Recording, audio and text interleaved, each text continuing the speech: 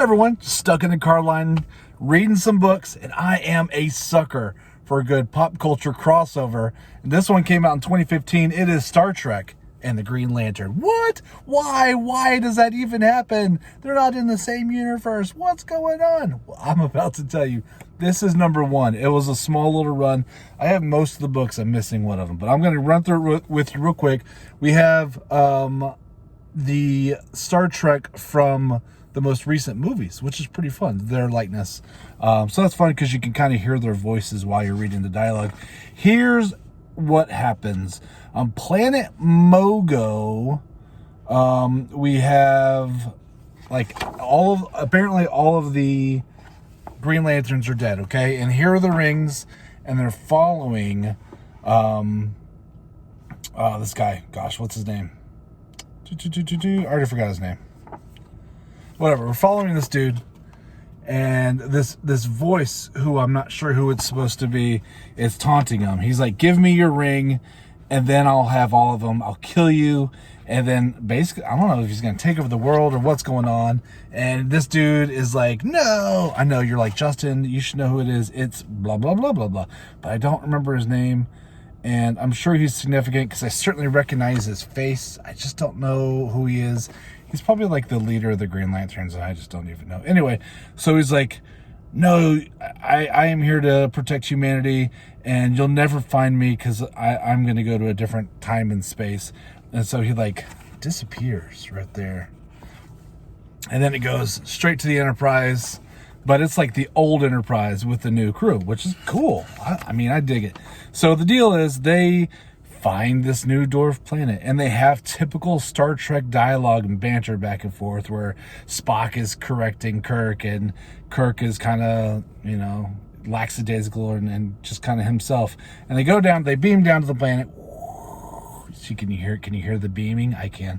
And then they find that dude with all of the rings, and they're like, okay, let's go ahead and take this, since it's a dead planet and it's a dead life form, let's take him and the rings back up to the Enterprise and see what we can find out about it. It's a brand new planet. They don't know what's going on, so they're trying to discover it. Because everything's dead, it doesn't mess up the Prime Directive. They take it up and they start analyzing it. Of course, it's a species they don't know. The rings are made of a material they don't know. Scotty and his little buddy start working on the rings and seeing if they can figure out what is the energy coming out of them, because they don't know it. And then what? A Romulan warship shows up, and it's some guy named Chang, General Chang. And General Chang's like, great to see you, James T. Kirk. I'm here to kill you, essentially. He's like, I don't even know who you are. And Chang's like, you made all of the Klingons mad, prepared to die. And then he's like, gonna start a war, and then all the rings that Scotty's messing with like explode, and all the power shuts down. And then the Klingon warbirds, like it's the Romulan warbird, whatever the warship is for the Klingons, they start powering up because they're about to fire on the Enterprise. And then all the rings are flying through, and one of them lands on top of the Enterprise and like makes it a shield. And they're like, what is happening? And it's kind of cool. And then the rings find their new people. What? The rings have chosen. The yellow ring, of course, goes with General Chang. We have the blue ring, which goes with Chekhov. We have the this red ring that goes with Aurora. And we have this other darker blue one. I guess that was green. Darker blue one goes with Dr. McCoy. And it's kind of a Chekhov's like, what is happening? Pretty good. He was a great actor. He died tragically, if you don't know his story. And then out of the blue,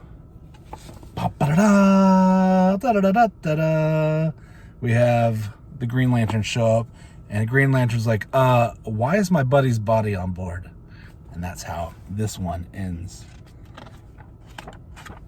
Pretty fun. Oh man, part 2's got some twists and turns. Here's the deal. So Captain Chang He's got the yellow ring, and he's like, shoots out of the ship. He's like, I'm gonna do this myself. And Hal Jordan is like, I'm gonna keep the ship afloat. All the Starfleet folks who got the rings, they're all like, we'll get this figured out. Chang makes this giant beast, like this fire beast, and he calls it Mucktovor, Muqtovor, whatever. And it's like, I'm gonna kill everything with this, and it's awesome. Hal Jordan's like, I'm gonna let you guys take care of the ship while I take care of this. The orange and the red rings are shooting through the galaxy, trying to find their new hosts, and this lizard dude named it doesn't matter what his name, and we'll just call him Lizard Dude. He's like, he wants to kill his dad and take over the empire, whatever, and he gets one, so he's like, he's about to go to town. Meanwhile, Hal Jordan and Chang are going after it, and then Chekhov makes the Enterprise shoot, because their photon torpedoes are down, does these blue photon torpedoes, takes out the dragon thing, and then James T. Kirk is like, let's get out of here, and then Hal Jordan's like, yeah, I'll go with you, so they haul. Meanwhile, the red ring finds this other world where it's like alien Roman Empire, kind of Roman. They have like a council, whatever. Anyway, Orange hooks up with this dude. This guy's gonna go to town. He's obviously evil. That's how they roll. Hal Jordan is like, okay, I'm with you guys, but we need to figure out why my friend's on board. And it was an interesting exchange where Hal Jordan and James T. Kirk are talking. And Hal Jordan's like, what is this, some kind of NASA ship? And Kirk's like, what's NASA? This is the Federation Starship Enterprise. And he's like, what's the Federation? So that was kind of funny because they're from different times. Yeah, so he apparently followed something through warp-hole or whatever to get there. Didn't give you a whole lot of information about that one. Chang goes back to Kronos, which is the home of the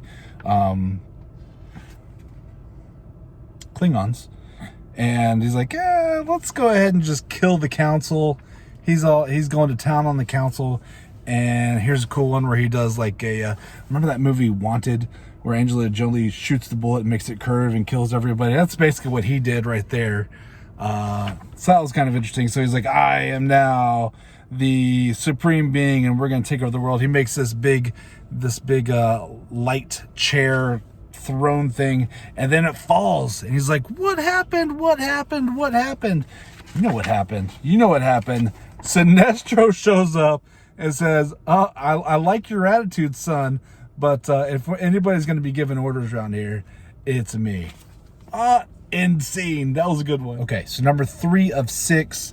This one gives a little bit more backstory and is kind of setting the stage for a really big battle. We find out that the dude that they found at the beginning, the dead guy, is a guardian of the universe. And what he did is he took all of the rings and he did something called, what'd they call it? Some special move that killed him, to take all of the rings and all of the remaining lanterns to a different time. And that's how they ended up in the Captain Kirk universe. So it's like a completely different universe, completely different time frame. And what it does is it took all the rings and any living guardians. And the reason why they did that is because the guardians are getting their butt kicked by this dude who was this dude named Necron. So he's like a Grim Reaper kind of guy, and he can like raise armies from the dead. And so they were just, between Necron and then the bad Lantern Corps, they were just outnumbered. They couldn't deal with it. So it sucked everybody out except for Necron, who wasn't I almost said Power Ranger, wasn't a lantern, brain fart, into this universe. And so now what's happening is the new ring bearers are figuring out who they are, but we're also finding out some of which ones got pulled through with Hal Jordan. So this Gonar has now like the rage ring, and then he discovers that what's this dude's name? Atrocitus. This dude Atrocitus comes in. He's like, "Oh, I like your style, but you're gonna take your like the whole interactions are pretty repetitive." He's like, I'm the boss here, not you, but I like what you got going on. As he promised, the new dude, Gonar, did end up killing his dad. What a jerk. But yeah, so now he's taken over that one. Before it didn't say who it was, but they were on Romulus. I said it was like a Roman Empire. It's Romulus. So he takes over Romulus and completely destroys the council. It was kind of interesting. He's like, I'll just make my own council. And so it's like they're all like Agent Smith, where everybody looks exactly like him.